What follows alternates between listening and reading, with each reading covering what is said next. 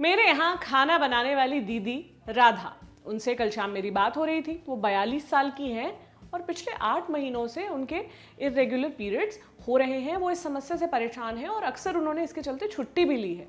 उन्होंने मुझे बताया कि कभी तो 2-3 महीने पीरियड्स नहीं आते और कभी 15-20 दिन तक लगातार चलते हैं। इस दौरान उन्हें बहुत चिड़चिड़ापन और बहुत कमज़ोरी महसूस होती है।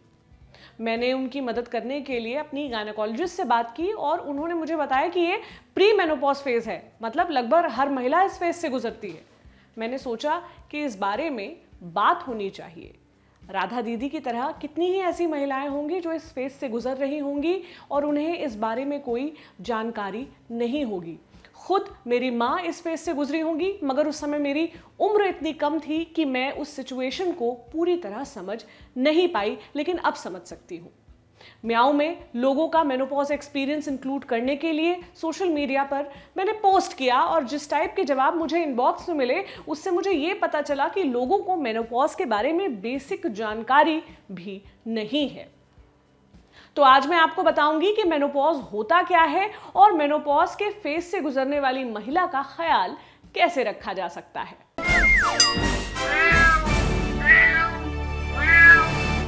हाय, मेरा नाम प्रतीक्षा है और आप देख रहे हैं ऑर्डिनरी की स्पेशल सीरीज म्याऊ, जिसमें आज हम बात कर रहे हैं, जैसा कि मैंने बताया, मेनोपॉज के बारे में। लेकिन सबसे पहले आप ये जान लीजिए कि मेनोपॉज कोई समस्या नहीं है। मेनोपॉज के फेज से लगभग हर महिला गुजरती है। हो सकता है आपकी पार्टनर, आपकी मम्मी या आपके घर की कोई और महिला इस फेज से गुजर रही हो और आपको इसका अंदाजा भी ना हो। लेकिन हम सभी को इस बारे में पता होना चाहिए ताकि हम उस महिला का ख्याल रख सकें, क्योंकि इस दौरान वो न सिर्फ फिजिकल चेंजेस से गुजर रही होती हैं, बल्कि बहुत सारे मेंटल चेंजेस भी उन्हें हो रहे होते हैं। उन्हें केयर की ज़रूरत होती है जो आप और हम नहीं दे पाते, क्योंकि हमें उनके उस फेस का, उनकी कंडीशन का अंदाज़ा ही नहीं होता। तो चलिए सबसे पहले ये समझते हैं कि मेनोपॉज होता क्या है। अगर 12 महीने तक लगातार पीरियड्स ना आए तो उसे मेनोपॉज कहा जाता है। इसके बाद पीरियड्स आने बंद हो जाते हैं। ये 40 से लेकर 55 साल तक की उम्र की महिलाओं में देखा जाता है।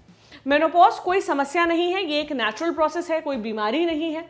जैसे टीनेज में किसी लड़की को पीरियड्स आने शुरू होते हैं, वैसे ही इस उम्र में आने के बाद पीरियड्स आने बंद हो जाते हैं।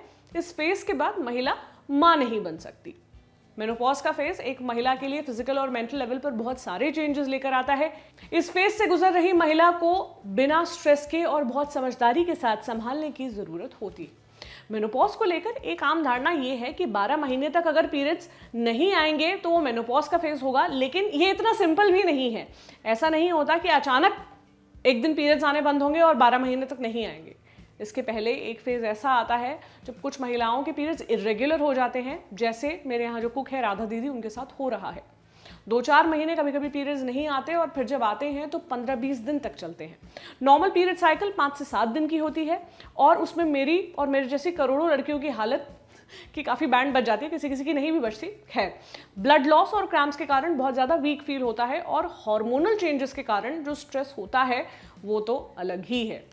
सोचिए, 7 दिन की पीरियड साइकिल में हमारी हालत ऐसी होती है, तो जिस महिला को 15 से 20 दिन लगातार पीरियड हो रहे हों, उनका क्या हाल होता होगा, वो किस फिजिकल और मेंटल पेन से गुजरती होंगी। और हम और आप लोग जैसे अनअवेयर होने के कारण अपने आसपास की महिलाओं की मदद नहीं कर पाते हैं। इसे समझने के लिए मैंने बात की नमिता से, जो खुद इस फेज से गुजर रही हैं। पिछले 1.5-2 साल से मुझे पीरियड्स में बहुत प्रॉब्लम जा रही है।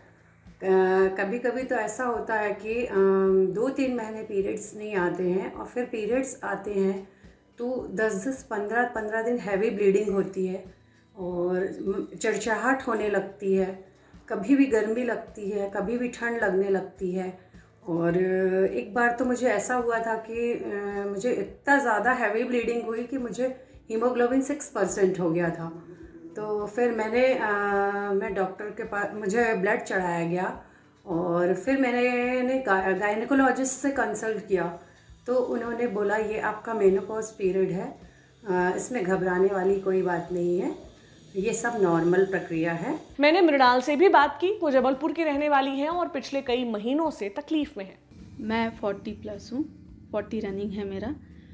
और मैंने ये सुना था बचपन में मेरी माँ से कि ये टीनेजर्स में 15, 16 साल से स्टार्ट होता है और ये 51-52 एज तक चलता है।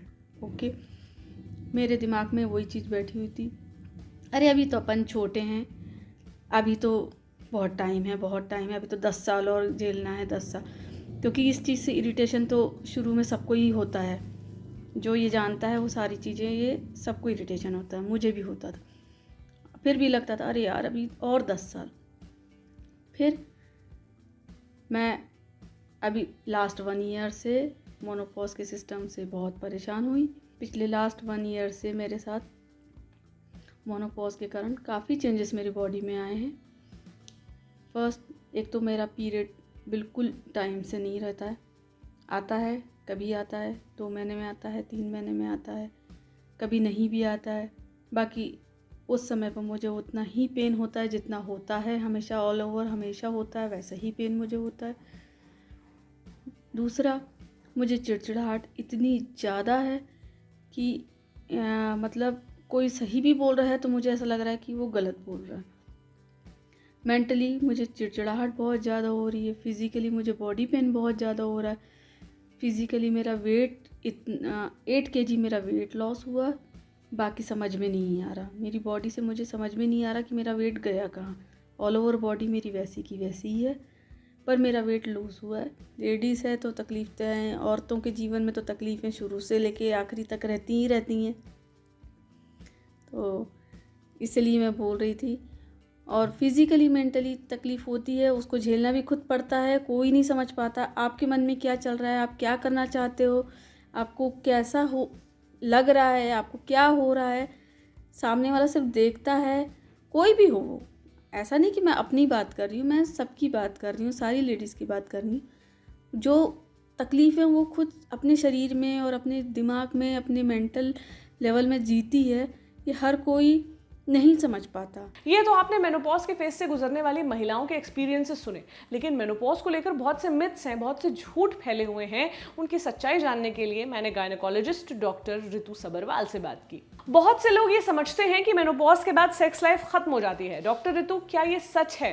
सेक्स लाइफ बिल्कुल खत्म नहीं होती। ये तो साइकोलॉजिकली पेशेंट्स को लगता है कि मतलब हमारे सोसाइटी में ऐसा है कि हाँ सेक्स लाइफ खत्म हो जाती है, लेकिन क्योंकि आफ्टर मेनोपॉज आपको एक तो प्रेगनेंसी का डर बिल्कुल खत्म हो जाता है दिमाग में से, तो at the back of your mind if you don't have that fear, तो in fact most patients they enjoy sex life better after menopause. लोगों का ये भी कहना है कि मेनोपॉज के बाद सेक्स लाइफ डिफिकल्ट होती है, सेक्स के लिए लुब्रिकेशन की जरूरत होती है। क्या ऐसा होता है या ये एक मिथ है?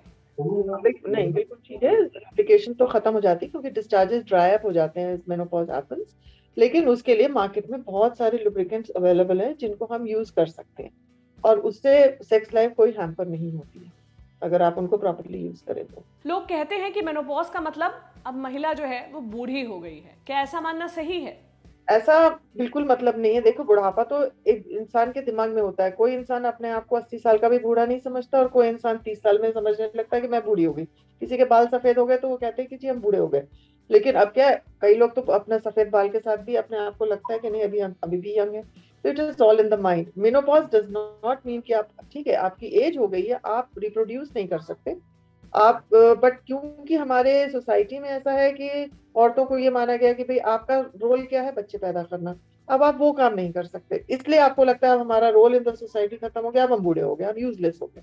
बट आज की डेट में ऐसे जो जो जिस तरह से हमारी औरतें हैं आगे आ रही हैं हर फील्ड के अंदर, तो इसमें ऐसा बिल्कुल भी नहीं है कि आपको लगे कि आप बूढ़े हो गए या कुछ, ऐसा कुछ नहीं।